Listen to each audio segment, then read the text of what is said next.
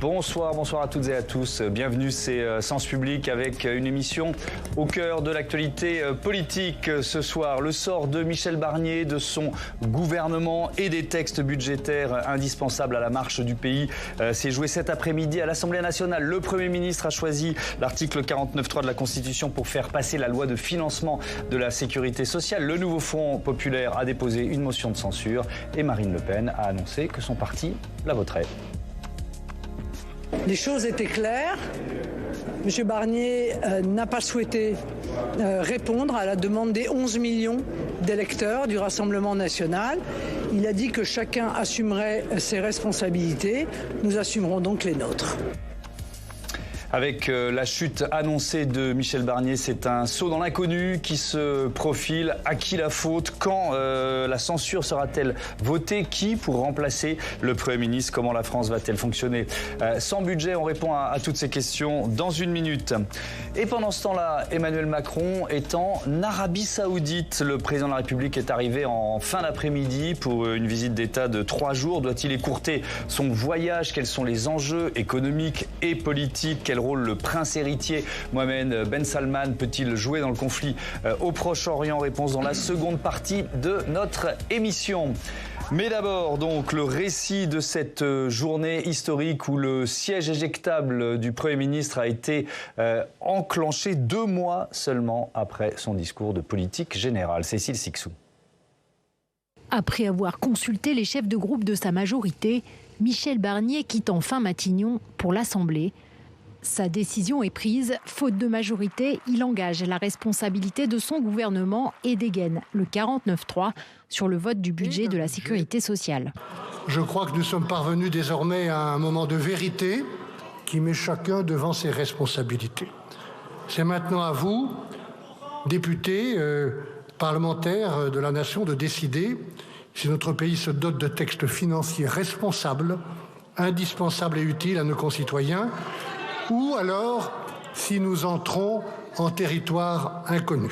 À cette annonce, le camp LFI quitte l'hémicycle.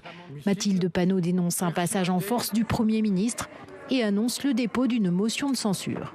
Évidemment, face à cet énième déni de démocratie, nous censurerons ce gouvernement et Michel Barnier restera probablement dans l'histoire comme le Premier ministre qui aura eu le mandat le moins long comme Premier ministre de la Ve République. Quelques minutes plus tard, le RN annonce son soutien à cette motion de censure. Pour Marine Le Pen, le gouvernement n'a pas entendu les demandes de son groupe et dépassé les lignes rouges qu'elle avait fixées. Ces lignes rouges ne sont pas des lignes rouges que nous sortons d'un chapeau pour nous faire plaisir. Ce sont des décisions qui étaient incluses dans le projet de loi de finances de la sécurité sociale, qui étaient profondément injustes à l'égard des Français. Parmi les revendications, le RN ne voulait pas de la désindexation des retraites, mais le Premier ministre n'a pas cédé. Pour Hervé Marseille, il a bien fait. Elle a été entendue sur un certain nombre de sujets, d'autres oppositions ont été entendues. Nous-mêmes, ici au Sénat ou à l'Assemblée, on a fait évoluer la discussion budgétaire. Bon, on ne va pas tous les jours se plier aux injonctions de Mme Le Pen. Si la censure est votée mercredi et que le gouvernement tombe, mécaniquement, l'examen du budget au Sénat s'arrêtera. Michel Barnier est au bord du précipice. Pourquoi le Rassemblement national active-t-il la censure? On en débat tout de suite avec Franck Morel. Bonsoir, bienvenue. Vous êtes secrétaire national d'Horizon sur le travail et l'emploi, ancien conseiller social d'Édouard Philippe à Matignon, expert à l'Institut Montaigne et avocat associé chez Flichy-Granger. Jean-Daniel Lévy, bonsoir et bienvenue. Bonsoir. Directeur délégué d'Aris Interactive. Bertrand-Léo Combrade, bonsoir et bienvenue à vous aussi. Vous êtes professeur de droit public à l'Université de Poitiers, rédacteur en chef de la rubrique droit constitutionnel sur le site Les Surligneurs. Mathieu Croissando, bonsoir Mathieu. Bonsoir à tous. Éditorialiste politique. Bon, ce 49.3, il était attendu. Franck Morel, voilà, on l'a vu, le Rassemblement national affirme qu'il votera cette motion de censure déposée par la France insoumise. Pourquoi a-t-elle choisi la voie la plus dure, d'après vous, Marine Le Pen? C'est une vraie question. C'est une vraie question. La séquence amène véritablement à s'interroger parce que quand on regarde les différentes étapes qui ont jalonné cette séquence, elle a formulé un certain nombre de demandes et petit à petit, les différentes demandes que Marine Le Pen avait formulées ont été satisfaites. En tout dernier lieu, dans l'interview qu'elle a donnée à la Tribune Dimanche, je crois, ce week-end, elle mettait en avant le fait que la dernière marche à monter était celle soit du recul sur la non-revalorisation des retraites, soit sur le remboursement des médicaments. Il y avait un « ou » dans cette interview. Et là, force est de constater qu'elle n'est pas allée jusqu'au bout de ce « ou », puisque effectivement, c'est devenu Michel Barnier a lâché sur l'un des deux, mais ça n'a pas suffi. Et du coup, on ne peut pas s'empêcher d'avoir la désagréable impression de se dire, mais finalement, est-ce que dès le début, elle n'avait pas en tête l'idée, de toute façon, d'utiliser le premier prétexte venu pour censurer le gouvernement.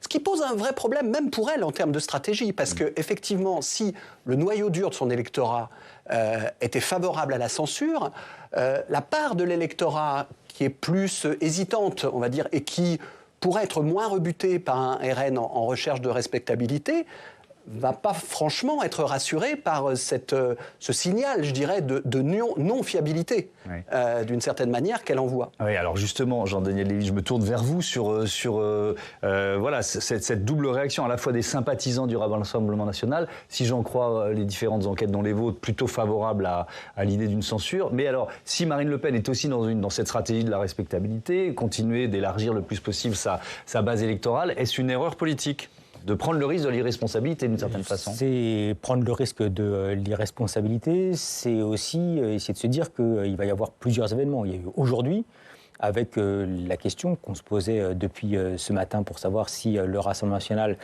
accepterait ou pas de voter potentiellement la censure. La réponse est oui.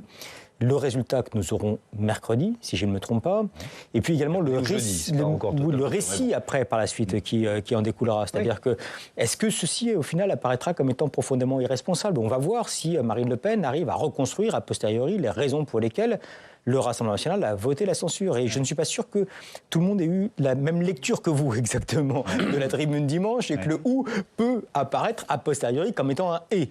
Et de toute façon, Marine Le Pen ne va pas, comme le Rassemblement national, s'arrêter sur les propos qu'ils ont pu tenir. Ils vont tenir un discours en disant « nous avons souhaité, et nous avons toujours indiqué », nous souhaitions une revalorisation globale du pouvoir d'achat, pour faire vite, à l'égard des Français, que le budget, globalement, n'allait pas dans ce sens-là, et donc, dans ce contexte-là, que nous avons voté la censure. Et puis, il y a également une réflexion, à mon avis, de moyen terme.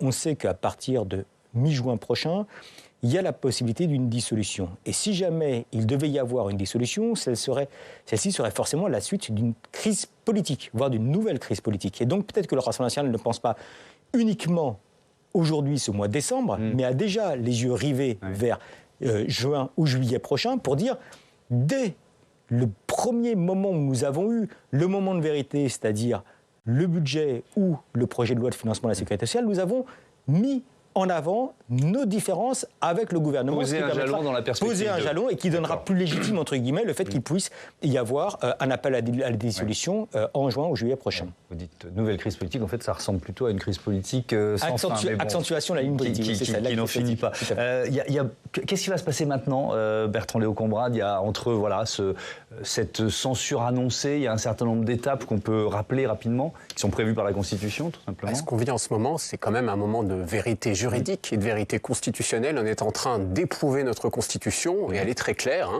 Le dépôt d'une motion de censure se fait dans les 24 heures, et le vote se fait 48 heures plus tard. Donc il y a un délai que l'on doit respecter pour adopter cette motion de censure. L'idée étant que quand on décide de renverser le gouvernement, on le décide bien en connaissance de cause. Mais on voit que la Ve République est bien un régime parlementaire et que le gouvernement doit avoir la confiance de l'Assemblée nationale. Et s'il ne l'a pas, il tombe.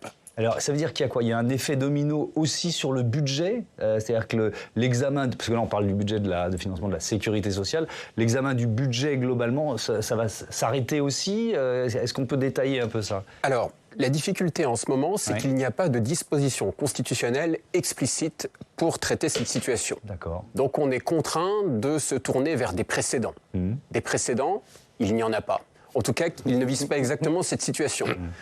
Un précédent, en 1979, le Conseil constitutionnel censure le projet de loi de finances, enfin la loi de finances pour 1980, mais on n'est pas dans un cas de censure. 1962, nous avons le gouvernement de Georges Pompidou, qui est démissionnaire, qui présente un projet de loi de finances en étant démissionnaire, et donc il a fait adopter par l'Assemblée nationale un projet de loi spéciale, une loi spéciale pour faire adopter une partie du budget en s'alignant sur l'année précédente. C'est sans doute vers cela que l'on va s'orienter. Ouais, donc quand on parle de saut dans l'inconnu, on y est vraiment. Marine Le Pen qui a justifié sa décision par évidemment la protection du pouvoir d'achat des Français. On l'écoute. Nous déposons donc une motion de censure et nous allons la voter parce que les Français en ont soupé. Voilà, ils en ont soupé d'être étrillés, ils en ont soupé d'être maltraités. Peut-être certains pensaient qu'avec Michel Barnier, les choses changeraient. Eh bien, c'est encore pire que ça ne l'était. Nous ne pouvons pas laisser la situation en l'état. Et donc, nous allons nous servir de la force que nous donne le mandat de nos 11 millions d'électeurs pour obtenir demain un budget qui les préserve, qui sauvegarde leur pouvoir d'achat, qui préserve nos entreprises. Et puis, encore une fois, qui s'attaque aussi au train de vie de l'État. Mathieu, vous voulez intervenir ? Juste sur Marine Le Pen, il n'est pas interdit de penser que le Rassemblement national ait changé d'avis. Qu'elle ait changé d'avis aussi depuis l'automne dernier. Parce qu'au fond, elle était dans la position la plus confortable qui soit, celle que le Rassemblement national affectionne, c'est-à-dire observateur critique du petit théâtre politique qu'il dénonce, et pas les mains dans le cambouis. Et globalement, c'était sa position favorite depuis 2022. Là, elle était en force au Parlement, donc elle s'attendait à être traitée, à avoir quelques égards. Elle ne s'attendait pas à dicter la politique. Et pour le Rassemblement national et Marine Le Pen en particulier, la politique, c'est l'art du moment. Et donc, ça, d'une certaine façon, ça la rend imprévisible. Vous vous souvenez de ce qui s'était passé sur la loi immigration, où finalement, elle avait décidé, pour cornériser et coincer le gouvernement, de la voter au dernier moment. Donc, il y a eu des événements qui ont fait qu'elle a changé d'avis. Elle a probablement eu le sentiment, elle l'a dit d'ailleurs, de ne pas avoir été traitée par le Premier ministre à la hauteur de ce qu'elle aurait mérité comme patronne d'un groupe de près de 130 députés à l'Assemblée nationale. Je pense qu'il y a eu, il faut le dire aussi, sans doute son procès. Son procès, c'est difficile aujourd'hui, on ne va pas spéculer, mais ça a forcément joué parce que c'est un événement dans la vie politique de Marine Le Pen majeur. Certains disent que le Rassemblement national pousse à une crise politique pour des présidentielles anticipées et permettre à Marine Le Pen de se présenter avant même que le jugement ne tombe. Je ne suis pas persuadé que ce soit là. D'autres disent, il y a un côté, si je perds, tout le monde perd, et vous voulez du chaos, eh ben, vous allez en avoir. Mais ce procès, et puis il y a aussi une autre explication possible, c'est elle fait chuter le gouvernement pour que quand le procès arrive, elle dise, voyez bien que c'est politique, on me reproche en fait d'avoir fait tomber le gouvernement Barnier. Donc, et toutes ces options sont peut-être compatibles, peut-être c'est aucune d'entre elles, mais le procès a forcément joué parce que dans la vie de politique, Marine Le Pen, qui s'est présentée déjà 3 fois à la présidentielle et avec un score qui ne cessait de monter, c'est un événement majeur. Mais c'est vrai qu'elle prend le risque de casser toute la stratégie qu'elle avait entamée depuis des années. Je veux bien vous entendre là-dessus, même si évidemment c'est difficile, on n'est pas dans la tête de Marine Le Pen, mais à quel point ce réquisitoire dans l'affaire des assistants parlementaires européens a pu jouer dans un changement de stratégie d'une certaine façon. C'est ce qu'on a ressenti en tout cas. Oui, c'est intéressant de mettre ça sur la table parce que ça amène à mettre dans le débat une notion dont on a beaucoup parlé à propos de Poutine et de l'Ukraine ou à propos de Trump, c'est la notion de la rationalité ou de l'irrationalité.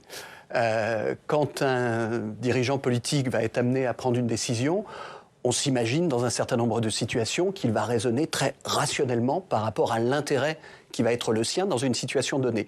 Mais force est de constater que l'irrationnel, c'est-à-dire l'ambiance, ce qui s'est passé lors du procès effectivement des assistants parlementaires, peut effectivement, c'est une hypothèse qu'on peut formuler, peut effectivement dans certains cas avoir une influence qui peut aller jusqu'à être même prépondérant dans la prise de décision.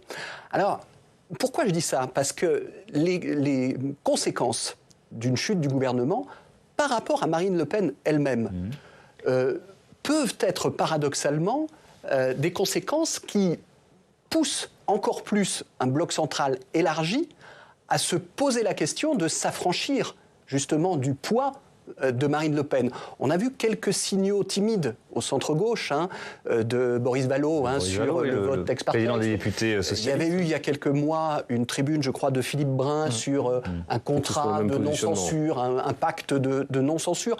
Nul doute qu'on va voir revenir sur la table, en cas de vote fort probable maintenant de la censure, ce genre de réflexion exploratoire. Et pour le coup, si ces réflexions exploratoires vont jusqu'au bout, pour le coup, c'est la possibilité pour, j'ose pas dire une majorité, on va dire un ensemble qui ne serait pas censuré, effectivement, de s'affranchir d'une certaine manière du RN. Jean-Daniel Elie, comment cette actualité judiciaire a été perçue par les Français dans l'électorat de Marine Le Pen ou par les Français en général? Est-ce que ça a fait basculer le Rassemblement national dans le camp de tous les partis qui s'étaient retrouvés jugés dans une situation similaire auparavant? Avec deux aspects. Le premier aspect, c'est peut-être que c'est vrai, mais est-ce que ça les singularise négativement par rapport aux autres? Non. Les Français disent de toute façon, dans toutes les formations politiques, il y a des arrangements, etc. En plus, il n'y a pas eu l'impression qu'il y a eu une forme d'enrichissement personnel. Les messages selon lesquels tous les collaborateurs parlementaires ont été amenés effectivement à travailler, donc pas d'emploi fictif, etc., a été reçu de la part des Français. Et puis, qui plus est, il y a aussi la perception, effectivement, et qui a marqué que c'était un jugement à caractère politique. Et que c'était un jugement qui était mené contre Marine Le Pen. Pas forcément une instrumentalisation de la pouvoir politique qui aurait fait que soit le garde des Sceaux, soit Emmanuel Macron aurait tenu la plume de la personne qui était en charge des réquisitions, mais que de toute façon, il y avait la volonté, encore une fois, d'empêcher Marine Le Pen de pouvoir avoir accès aux responsabilités. Quand on regarde la courbe de confiance à l'égard de Marine Le Pen, quand on regarde les évolutions, quand on regarde le cœur de l'électorat, ça n'a rien changé au cours du dernier mois. Et puis il y a peut-être un dernier aspect, c'est qu'au moment de l'affaire Fillon, quand on interrogeait les électeurs qui étaient proches de François Fillon, qui avaient l'intention de voter pour lui, ou même les personnes qui étaient proches des Républicains, déjà à cette époque-là, il y avait la perception qu'il y avait une question politique derrière la question judiciaire, que de toute façon, il n'y avait pas que François Fillon qui avait eu affaire avec des contrats qui étaient à la limite de ce qui était acceptable au sein de l'Assemblée nationale, mais comme par hasard, ça tombait sur lui. Donc déjà à cette époque-là, il y avait une suspicion sur le lien entre justice et politique. Et François Fillon a quand même fini avec 20% des suffrages au premier tour de l'élection présidentielle de 2017, ce qui, dans une autre démocratie, ne serait pas produit, notamment parce qu'il y avait une suspicion à l'égard d'une forme d'indépendance par rapport au pouvoir politique de la justice. Bertrand Léo Combrade, il y a quand même une dimension intéressante à aborder dans ce qu'on a vécu aujourd'hui. C'est-à-dire que je reviens au texte de financement de la sécurité sociale. Il y avait eu un accord en commission mixte paritaire. Alors, nos téléspectateurs sont habitués à ces subtilités parlementaires, mais ça veut dire que des sénateurs et des députés s'étaient mis d'accord. C'est la première fois, je crois, depuis 12 ans que ça arrive, que sur un texte de financement de la Sécu, on se met d'accord. Et là, finalement, on a des parlementaires qui font, mais un bras d'honneur aux parlementaires. C'est ce qu'on est en train de vivre quand même. Oui, tout à fait. C'est assez curieux parce que effectivement, la commission mixte paritaire est censée être l'émanation de l'Assemblée nationale et du Sénat. Et par conséquent, la plupart du temps, lorsqu'un texte a été adopté par cet organe, de façon purement formelle, on fait adopter le texte issu de cette délibération à l'Assemblée nationale et au Sénat, mais il n'y a en principe jamais de difficulté. Et là, difficulté, l'Assemblée nationale vote contre, elle s'inscrit en porte-à-faux par rapport à la commission mixte paritaire. La réalité, c'est que cette instance n'est pas ou n'est plus représentative de l'Assemblée nationale et cette divergence était tout à fait prévisible en réalité. Ouais.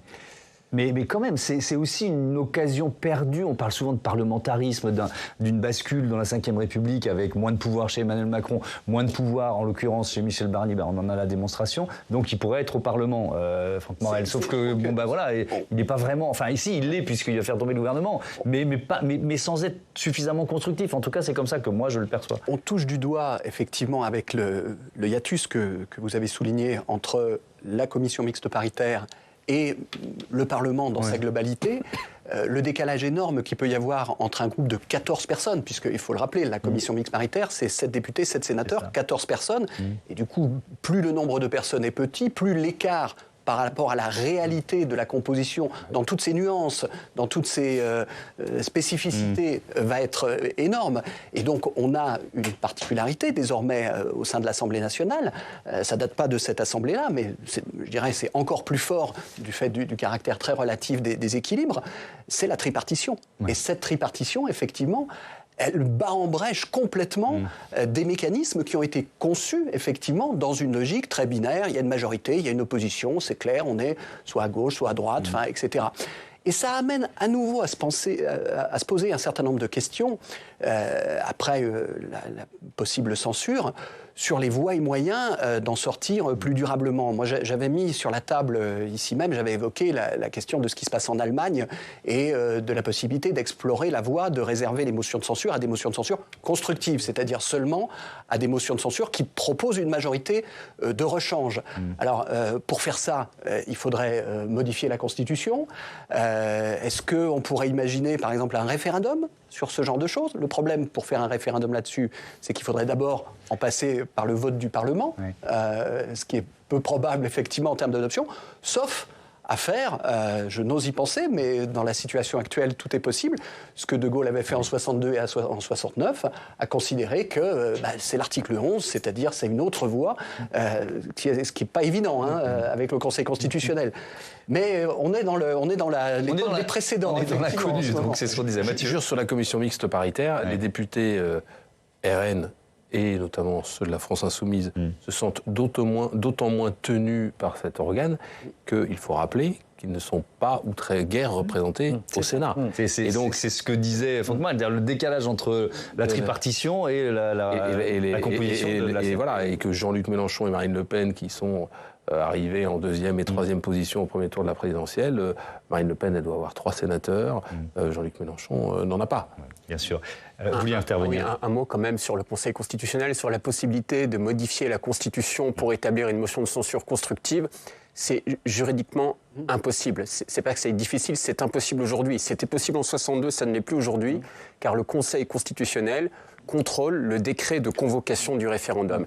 Et ce type de référendum serait déclaré contraire à la Constitution, c'est certain. Donc le Parlement est condamné à voter en termes identiques cette réforme avant un référendum, ce qu'il ne fera pas. Donc il n'y a pas de solution à ce stade. Le fait que le Rassemblement national et le nouveau Front populaire votent en même temps cette motion de censure, Jean-Daniel Lévy, c'est accepté par leur électorat, c'est de la bonne stratégie politique. C'est entièrement accepté par leur électorat. Déjà, c'est pas la première fois qu'ils le font. C'est la première fois que ça pourra avoir une forme d'efficacité, mais c'est pas la première fois qu'ils le font.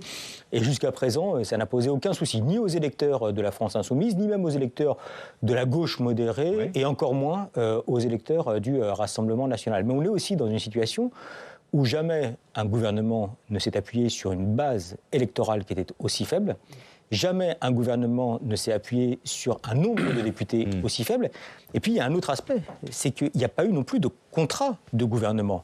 On n'a pas eu, en fait, d'orientations précises qui ont été indiquées et qui ont fait que, sur la base de ce qu'étaient les orientations proposées par Michel Barnier, il y a des forces politiques ou des personnalités politiques qui acceptent de rejoindre Michel Barnier. On a quasiment découvert le programme et les orientations de Michel Barnier au moment de la déclaration de politique générale, donc c'est-à-dire une fois que le gouvernement avait été constitué. Quand on effectue la comparaison avec l'Allemagne, par exemple, on sait qu'il y a une discussion qui est une discussion âpre, initiale, qui peut durer, là, pour le coup, plusieurs semaines, voire plusieurs mois, pour définir ce que peut être le contrat de gouvernement, et après, considérer qu'il va falloir mettre en place cette forme de contrat de gouvernement. Donc là-dessus, on a eu cette forme de flou qui plus est sur une base électorale qui apparaissait comme étant relativement faible. Et puis enfin, la surprise, en tout cas qu'on a découvert collectivement, c'est l'ampleur de la dette et des déficits qui n'était pas connue au moment en fait, où Michel Barnier a accepté le poste de Premier ministre et qui a modifié fondamentalement le regard et les orientations budgétaires qui nous sont aujourd'hui proposées. On y reviendra sur cette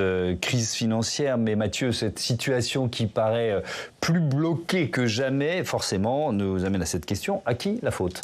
Ça, je peux vous dire que si on devait faire le procès des responsables de cette crise politique, il y aurait du monde dans le box.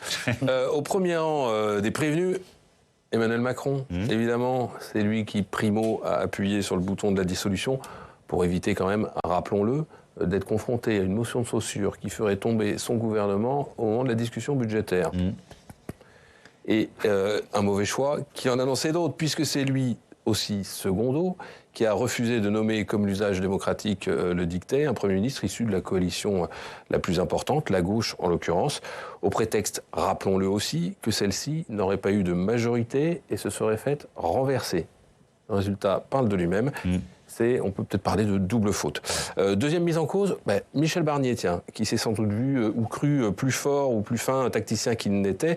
On nous avait vendu le négociateur du Brexit, on se retrouve avec le capitaine du Titanic. En 2 mois, le Premier ministre aura passé plus de temps à négocier avec ses propres amis qu'avec ses adversaires qui pouvaient le faire chuter. Il a cru que Marine Le Pen pourrait se contenter de coups de fil et de déclarations d'intention alors qu'elle attendait des mesures en bonne et due forme. Il l'a reçu trop tard, il y a 1 semaine seulement, sans avoir rien à lui offrir, avant de céder à son chantage au fil des jours plutôt que de lui faire une réponse globale d'ensemble. Autre erreur, il n'a jamais tenté quoi que ce soit avec les socialistes, alors que ces derniers, s'ils avaient été bien traités, auraient peut-être pu lui offrir une porte de sortie. Mais alors à la décharge de Michel Barnier, il faut dire que ce socle commun lui a pas rendu la vie facile. Oui, alors là, il serait injuste de ne pas mentionner LR et les macronistes, ces 2 partis battus dans les urnes, mais maintenus au pouvoir par Emmanuel Macron, et qui ont consciencieusement séché les débats parlementaires, mais n'ont cessé de faire monter les enchères pour sauver les apparences et pour ne pas agréer les ambitions présidentielles de leurs chefs respectifs. Laurent Wauquiez, pourtant issu du même parti que le Premier ministre, a fait des pieds et des mains pour réclamer un cadeau que le Premier ministre aurait pu offrir à Marine Le Pen. Gabriel Attal, lui, a agité les siens, y compris parmi les ministres, pour dire tout le mal qu'il pensait de ce budget.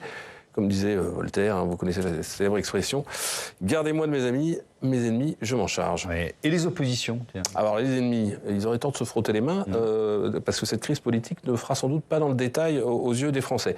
La gauche, d'abord, arc-boutée sur sa stratégie bête et bestiale du programme, rien que le programme, tout le programme, et de la censure automatique. Elle s'est mise de facto hors jeu. Il n'y avait pas d'incertitude sur l'attitude de la gauche.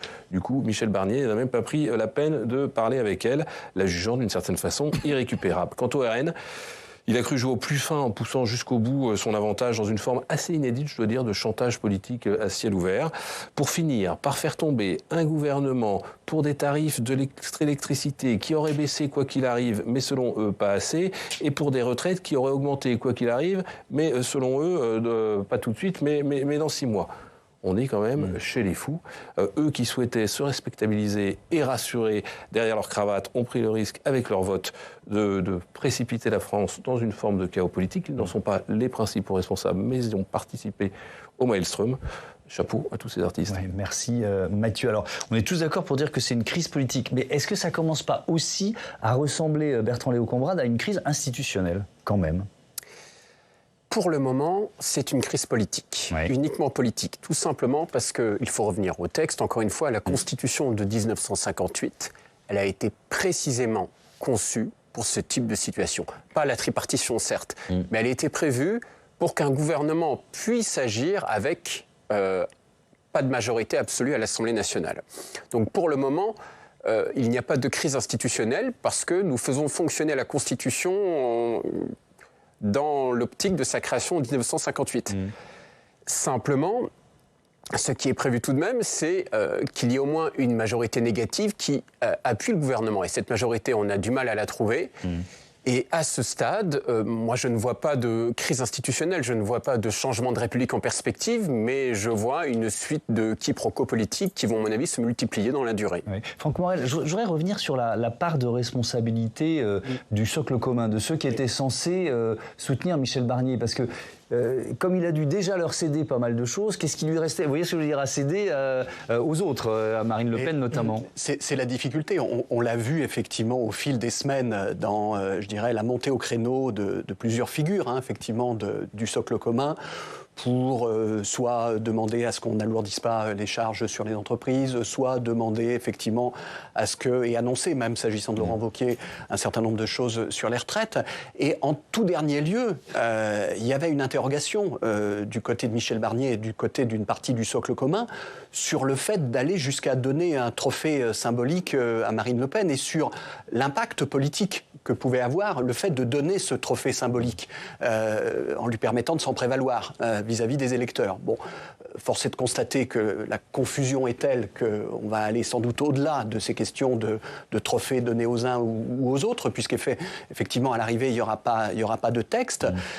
Mais effectivement, je suis assez d'accord avec ce que disait Mathieu Croissando, c'est-à-dire que l'opinion publique va sans doute regarder d'un œil assez désespéré avec des responsabilités qui vont être attribuées à l'ensemble de la classe politique, sans doute, effectivement, la situation qu'on verra. Alors, après, je voudrais rebondir sur ce que vous disiez. Heureusement qu'on a la Ve République. Heureusement qu'on a les institutions de la Ve République qui sont assez solides et qui ont eu maintes occasions depuis 1958, alternance, cohabitation, majorité relative, etc., et j'en passe, de montrer qu'elles étaient capables de surmonter un certain nombre de difficultés.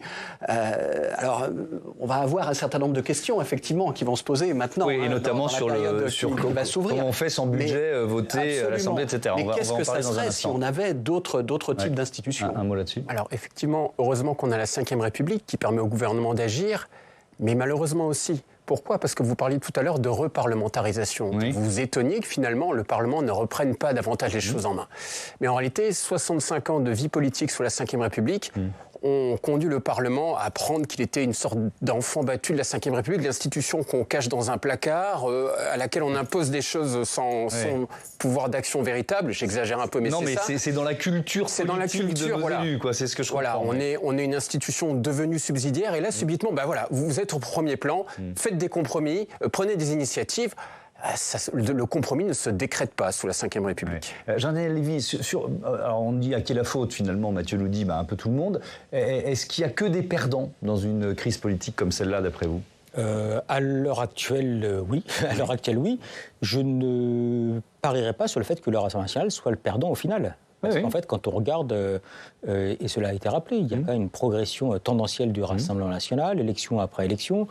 On peut rappeler qu'il n'avait que 8 députés en 2017. Ils sont passés à 89 députés élus 5 ans plus tard, et uniquement 2 ans plus tard, 143 députés élus qui sont revendiqués de soutien à l'égard de Marine Le Pen, quand bien même nous avons eu une augmentation de la participation électorale notable aux dernières élections législatives et 210 désistements qui se sont produits. Et à l'heure actuelle, on a l'impression que, quelle que soit la question, la réponse reste Marine Le Pen. Alors, j'exagère forcément, mais que quand vous regardez les thématiques en matière de pouvoir d'achat, les thématiques en matière d'immigration, les thématiques en matière de sécurité, les thématiques même en termes de relations internationales, le Rassemblement national, voire Jordan Bardella comme Marine Le Pen, progresse d'un point de vue global dans l'opinion. On parle de la sociologie électorale du Rassemblement national.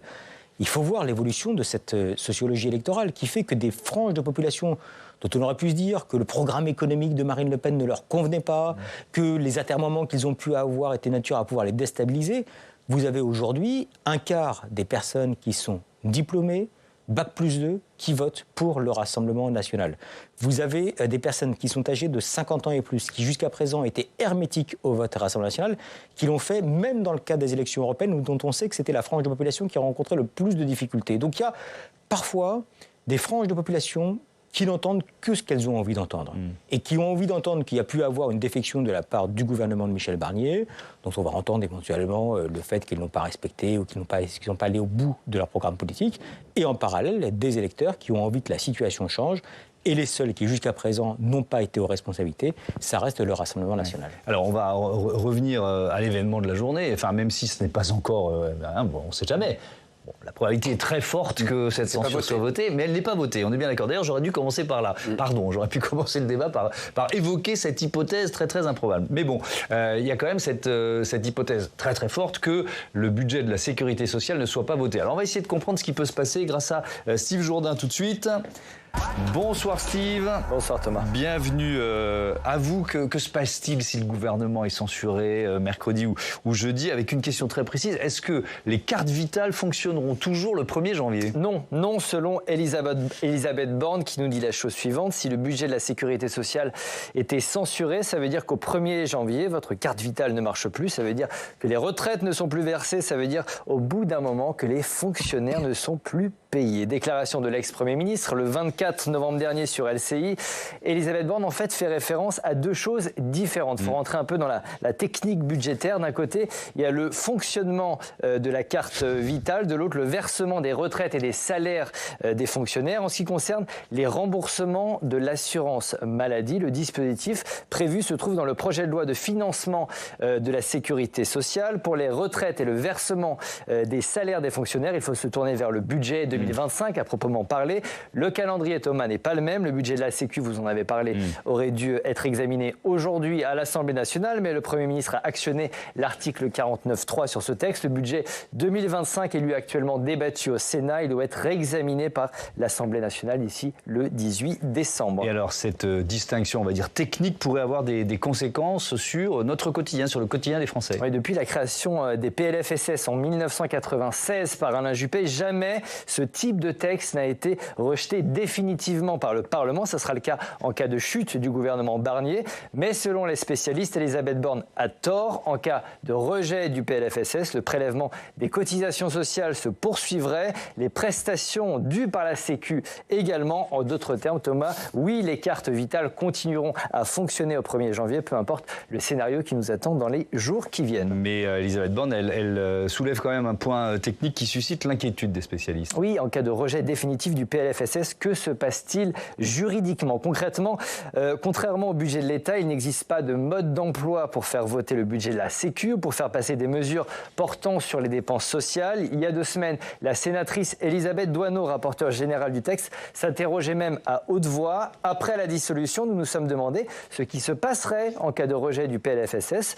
En approfondissant le sujet, nous nous sommes rendus compte qu'une disposition organique prévoit que l'autorisation de la sécurité sociale de s'endetter ne peut figurer que dans une LFSS. Bon, en d'autres termes, la sécurité exactement, sociale. Oui. Plus clairement, la Sécu n'a pas le droit d'emprunter de l'argent si une loi de financement ne le prévoit pas. On rappelle, Thomas, que l'année prochaine, le trou de la Sécu atteindra au moins les 15 milliards d'euros. Où et comment trouver cette somme ? Plusieurs scénarios sont actuellement envisagés par les élus, mais aucun ne s'impose de lui-même. On a sans doute aujourd'hui fait un gros saut dans l'inconnu. Encore un. Merci beaucoup, Steve Jourdain. Bertrand Léo Combrade, effectivement, il y a, là aussi, c'est pas dans les manuels, si j'ose dire, comment la sécurité sociale emprunte ce dont elle a besoin, puisqu'il faut emprunter, sans qu'il y ait une loi votée, quoi.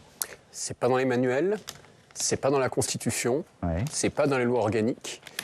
Et moi, j'enseigne le droit constitutionnel depuis une quinzaine d'années. J'ai toujours pensé que l'exécutif aurait une majorité à l'Assemblée nationale pour gouverner. J'ai pensé que voilà, c'était un acquis définitif. Je me suis trompé, les manuels ne sont pas à jour. Oui. Concrètement, juridiquement, comment ça va se passer ? Il va falloir se projeter dans l'inconnu, mais dans l'inconnu, il y a un juge, et le juge, dans le silence des textes, va devoir appliquer une jurisprudence qui est celle probablement du principe de continuité de la vie nationale. C'est-à-dire qu'il est possible d'adopter des lois à titre d'exception, provisoire, pour continuer le financement et la loi de finances. En attendant... Dans les deux cas, que ce soit pour la sécurité sociale ou pour le budget. Dans les deux cas, voilà, exigence de continuité de la vie nationale, ou bien, si le gouvernement est effectivement démissionnaire dans 48 ou 72 heures, il est normalement possible de présenter un budget partiel, mais l'urgence l'autorise également à avancer. Donc les institutions ne seront pas totalement à l'arrêt. Il y a des mécanismes, mais qui ne sont pas inscrits dans la Constitution ni dans les dispositions organiques. Franck Morel, vous avez été au cœur de la machine quand vous étiez à Matignon avec Édouard Philippe. Comment, nos partenaires européens, les marchés financiers peuvent regarder ça ? Ça va être douloureux, parce qu'effectivement, on a commencé à avoir des soubresauts sur l'euro, aujourd'hui même, ne serait-ce que par le bruit, on va dire, le bruit de la censure. Et effectivement, ça promet potentiellement d'être extrêmement douloureux. Mais je voudrais rebondir sur ce que vous disiez. Effectivement, je pense qu'on rentre dans une phase de grande incertitude par rapport à la possibilité d'appréhender ce qui sera possible de faire et ce qui ne pourra pas être fait. Et il est fort possible que la ligne de partage, elle se situe dans ce qui est nécessaire à la continuité du fonctionnement de l'État, mais sans évolution. C'est-à-dire vraiment le strict nécessaire, et ce qui suppose... ça veut dire quoi, pardon, vous interrompez ? C'est-à-dire qu'on vote mois par mois, ce qui suppose de payer les agents publics, ce qui suppose de rembourser effectivement les médicaments, etc. etc. Mais en revanche, la ligne jaune, elle sera sans doute le fait de procéder à des arbitrages politiques. C'est-à-dire lorsque, dans un certain nombre de situations, on se posera la question, on pourrait faire comme ci, ou on pourrait faire comme ça. Et par exemple, tout ce qui concerne les revalorisations qui peuvent être variables, effectivement, en fonction des situations, là, on est plutôt dans le registre de la politique. Alors, on peut avoir aussi des motifs d'inquiétude avec les questions d'emprunt, parce que, est-ce que, s'agissant d'un emprunt, ça relève de la continuité de l'État. Oui, si effectivement on est bloqué et qu'on ne peut plus avancer, mais non s'il se pose la question de la somme qu'on va emprunter, de la durée de l'emprunt, etc. Donc on peut avoir des débats extrêmement pointus sur cette ligne de partage. C'est un peu comme les débats qu'on a pu avoir au moment de la poursuite d'activité de Gabriel Attal avant que Michel Barnier soit nommé sur l'expédition des affaires courantes. Qu'est-ce que c'est qu'expédier les affaires courantes ? On va avoir le même type, sans doute, de réflexion. À partir de quel moment on est juste dans la survie, on va dire, la survie financière, ou alors est-ce qu'on est dans des choix politiques ? C'est quand même assez grave d'en être rendu à se poser ce type de questions. Et effectivement, ça ne sera pas sans effet sur la signature de la France et sur la position des marchés financiers. C'est évident. Parce que quand on emprunte, il faut qu'il y ait des gens qui nous prêtent. Pardon de dire quelque chose qui est totalement basique. Et la question qui se pose de plus en plus, c'est à quel taux ils acceptent de nous prêter. Pour l'instant, ça passe. On paye ses emprunts de plus en plus cher. On est quand même au niveau de la Grèce. Mais, oui, on est au niveau de la Grèce sur le taux d'emprunt à 10 ans. Absolument. Mais il y a encore des gens qui sont prêts à prêter à la France, qui est une marque de confiance. Combien de temps ça durera ? Ça, personne n'a la réponse. Mathieu, moi, je ne sais pas si vous avez réagi en entendant la citation d'Elisabeth Borne, quand même, qui nous dit les cartes vitales vont s'arrêter de fonctionner. Enfin, on a eu deux postures politiques, là, depuis une grosse semaine, une dizaine de jours. C'est la dramatisation un peu à outrance d'un côté, et de l'autre côté, c'est la méthode Coué, tout va bien se passer, Madame la Marquise, quoi. Oui, et c'est difficile d'avoir un discours de raison dans un moment où ça sert d'argument politique. C'est sûr que le gouvernement en a rajouté des tonnes. Il ne manquait plus que la pluie de sauterelles. Et c'était le chaos. Non, il n'y a pas de chaos. Il y a tout un nombre de dispositifs qui rendent la vie très compliquée. Ça va être une vraie galère. Mais globalement, entre les lois spéciales et puis ce que vous décrivez, je veux dire, même les choses à inventer, la France est capable d'inventer. La France a pris une crise Covid dans la figure. Elle a été capable d'inventer des choses qu'on ne pensait pas pouvoir faire ou qu'on ne pouvait pas pouvoir voir au sommet de l'État. Et de l'autre côté, c'est sûr qu'il y a un côté banalisation, puisque de toute façon, c'est pas eux qui sont aux manches, d'une certaine façon. Et donc, l'idée, après moi le déluge, le Rassemblement national sait qu'il ne gouvernera pas, sait qu'il ne sera jamais appelé à Matignon, sait qu'a priori, il ne fera jamais partie d'une coalition. Et donc, de dire non, tout va bien se passer, dormez, braves gens, c'est aussi une vue de l'esprit. Donc, il y a un manque de discours de vérité par des gens qui, rappelons-le, pour beaucoup d'entre eux, dans cette Assemblée, n'ont pas été confrontés à l'exercice du pouvoir. Le socle commun, il y a quelques députés ensemble qui ont été des anciens ministres, Gabriel Attal, ancien Premier ministre, mais vous prenez dans la droite républicaine, bon, Laurent Wauquiez l'a été, mais le reste, il n'y a pas un seul ancien ministre. Vous prenez à gauche, François Hollande a été président, vous me direz, mais c'est pas lui qu'on entend parler le plus fort, forcément, au sein du nouveau Front populaire, mais il y a peu de gens qui ont passé, qui ont d'expérience ministérielle que sur tous les bords, et au Rassemblement national, non évidemment, puisqu'il n'a jamais exercé le pouvoir. Tiens, je vous propose d'ouvrir un chapitre consacré à la gauche, puisque la motion de censure, elle est déposée par la France Insoumise, mais toute la gauche, tout le nouveau Front populaire prévu de la voter, Parti socialiste y compris, le président du groupe PS à l'Assemblée explique pourquoi. Boris Vallaud. Nous avons à 2 reprises écrit au Premier ministre, et ce week-end encore avec Olivier Faure et Patrick Kanner, nous avons rappelé ce qu'étaient nos propositions. Et nous avons déploré qu'il soit plus convenable, manifestement, de dialoguer avec Marine Le Pen et le Rassemblement national que d'adresser ne serait-ce que la parole à la gauche et en particulier au Parti socialiste. Lorsque le Premier ministre m'a reçu, il a eu cette confidence. Il m'a dit « Je connais vos propositions, certaines sont intéressantes, mais je ne peux y satisfaire sans prendre le risque de fragiliser mon socle commun. » Alors, il y a eu beaucoup de marchés de dupes là, depuis quelques jours. Vous parliez de celui qui s'est joué entre Michel Barnier et Marine Le Pen. Est-ce qu'il y a eu aussi, là, Jean-Diane Lévy, un marché de dupes entre le Parti socialiste, pas seulement, mais peut-être le nouveau Front populaire en général, mais j'ai envie de me concentrer sur le Parti socialiste, et Michel Barnier. C'est-à-dire, Mathieu nous disait tout à l'heure, si le Premier ministre s'était tourné vers le PS, peut-être aurait-il refusé de voter la censure, sauf qu'ils sont dans une position d'opposition un peu systématique, donc ça ne servait à rien d'aller vers eux. Ça semblait difficile en tout cas. Ce qui est intéressant, c'est qu'il y a aujourd'hui, en tout cas à l'heure actuelle, le Parti socialiste qui est en lien avec la France insoumise, pour dire les choses telles qu'elles sont dans le cas du NFP, et qui craint de se dire que si jamais il devait faire un mouvement en dehors d'une FP, il apparaîtrait comme étant ceux qui briseraient l'union ou ceux qui seraient de nature à ne pas être complètement dans la ligne de ce qui avait été indiqué dans le cadre des élections législatives. Malgré tout, il pourrait le payer cher lors d'autres élections. Éventuellement le payer cher dans le cadre d'autres élections. Et on sait qu'à gauche, on a toujours peur d'être le premier à rompre l'union et d'apparaître comme étant celui qui n'a pas été clairement dans l'étiage collectif. Le deuxième aspect, c'est qu'il y a eu aussi, vous avez cité Boris Vallaud, on a parlé tout à l'heure de Philippe Brun, quand même des mains tendues qui ont été faites à travers des tribunes, à travers des positions qui pourraient être des accords de gouvernement et qui entraîneraient déjà la discussion autour d'une non-censure du gouvernement. La prise de position de la part du Parti socialiste, d'ailleurs, a été étrillée violemment de la part de Jean-Luc Mélenchon.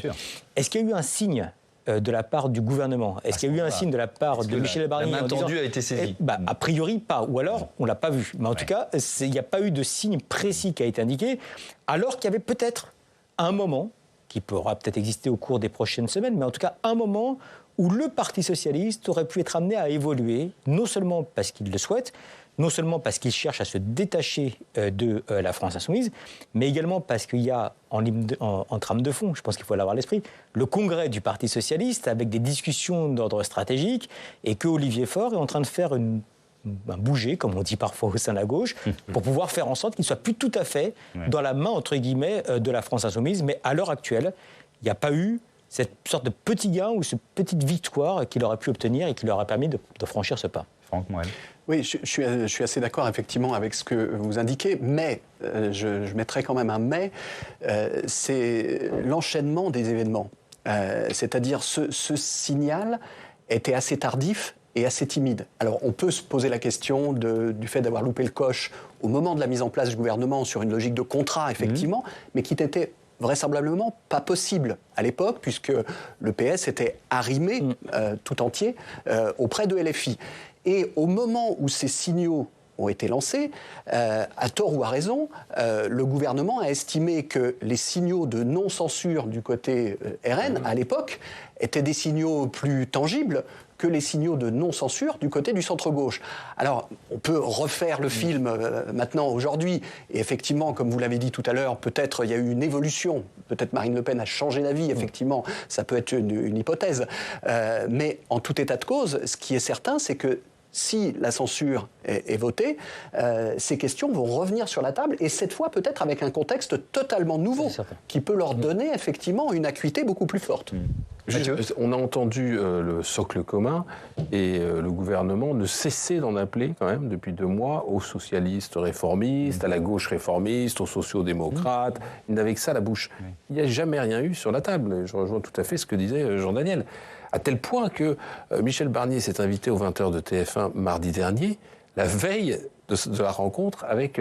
Il avait vu Marine Le Pen, mais il n'avait pas encore vu les socialistes. Donc c'est dire le peu de cas qu'il faisait, et il a fait la réponse qu'a ressorti Boris Vallaud. C'est-à-dire, vous avez des idées intéressantes, mes bons amis, mais voilà, le socle commun n'acceptera jamais. Donc il y a une espèce de double discours de la part du socle commun qui dit à la gauche, réformez-vous, affranchissez-vous de la tutelle insoumise, et qui en même temps ne leur a entendu absolument aucune perche. Ouais, toujours à gauche au sein de ce nouveau Front populaire, le son de cloche de la présidente du groupe LFI à l'Assemblée, Mathilde Panot. Tout ça est une arnaque, avec un Premier ministre qui a tenté d'échapper à la censure en se vautrant dans le déshonneur avec le Rassemblement national. Eh bien, il aura ce mercredi à la fois le déshonneur et la censure.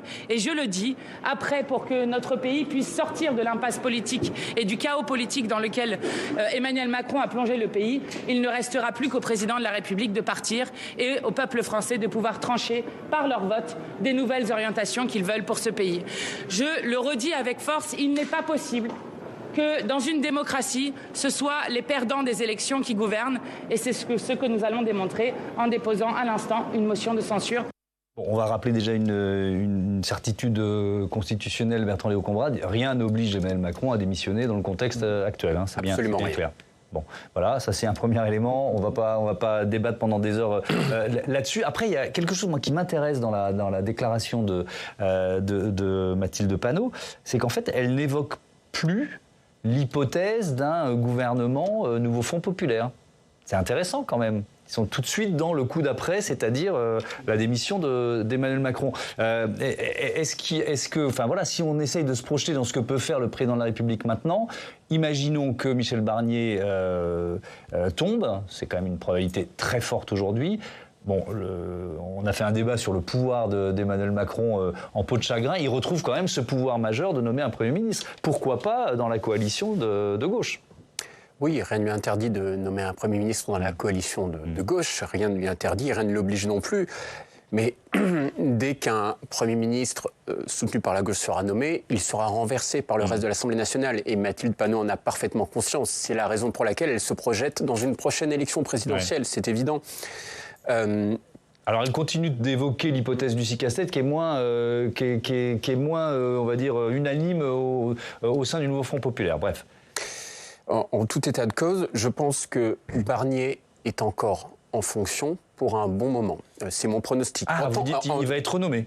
Non, il sera démissionnaire, il va expédier les affaires courantes, d'accord. Et ceci pendant longtemps, parce qu'il va être très très très difficile de trouver un autre Premier ministre. C'est ce que j'allais vous poser comme question. Est-ce que ce longtemps peut durer 6 mois, par exemple ?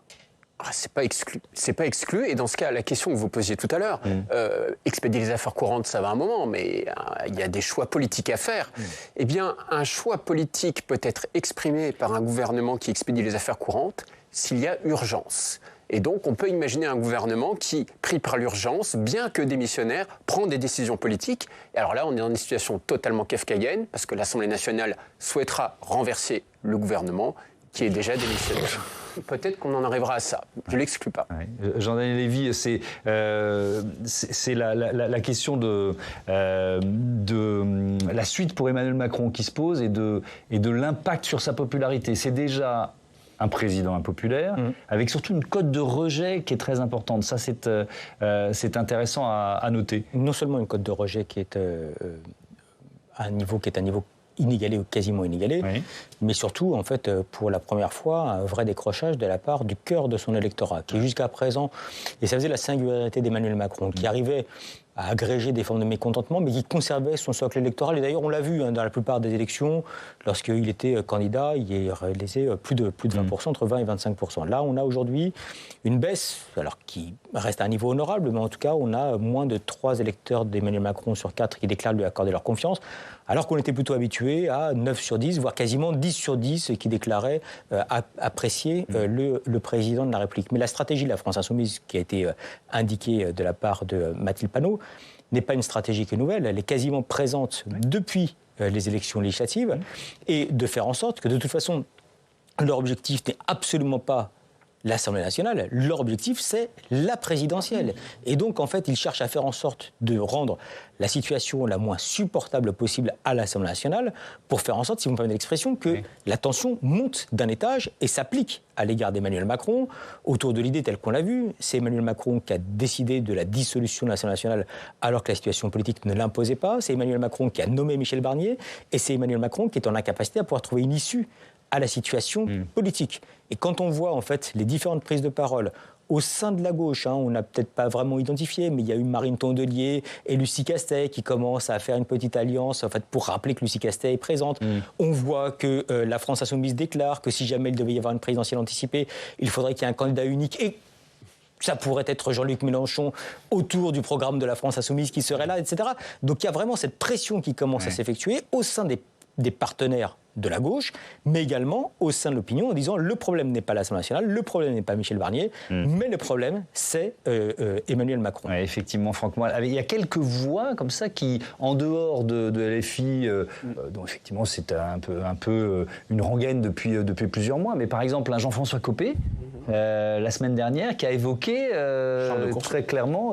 Charles de Courson aussi. Et Charles de Courson, on en parlait dans un débat la semaine dernière. Effectivement, c'est autre chose là, et qui commence à dire... l'hypothèse d'une démission du président de la République doit se poser. Il faut quand même rappeler quelque chose. On évoquait tout à l'heure la question des possibilités dans le cadre constitutionnel. Rien ne dit qu'il serait possible, et tout dit plutôt le contraire d'ailleurs, qu'il serait possible à un nouveau président de la République qui viendrait être élu de dissoudre l'Assemblée nationale avant l'été prochain. Ah oui, c'est puisque la durée d'1 an ne sera pas échue. Oui. Alors, je sais qu'il y a un débat. Certains disent oui, mais la durée d'1 an, c'est pour un même président de la République. Rien n'est sûr de ce côté-là, et il est fort probable que le Conseil constitutionnel aurait une lecture considérant qu'il faut vraiment attendre 1 an, même en cas de nouveau président. Donc ça ne réglerait pas le blocage du Parlement tel qu'on le connaît aujourd'hui. Ça aurait certes un impact psychologique, mais jusqu'à quel point donc la situation, le scénario d'une démission du président de la République n'est absolument pas un scénario de sortie de crise. Après, je vous rejoins complètement sur le fait de considérer que dès le début, c'est quelque chose qui est véritablement le but dans la stratégie de LFI et de Jean-Luc Mélenchon, y compris tout le programme, rien que le programme du soir du second tour des élections législatives.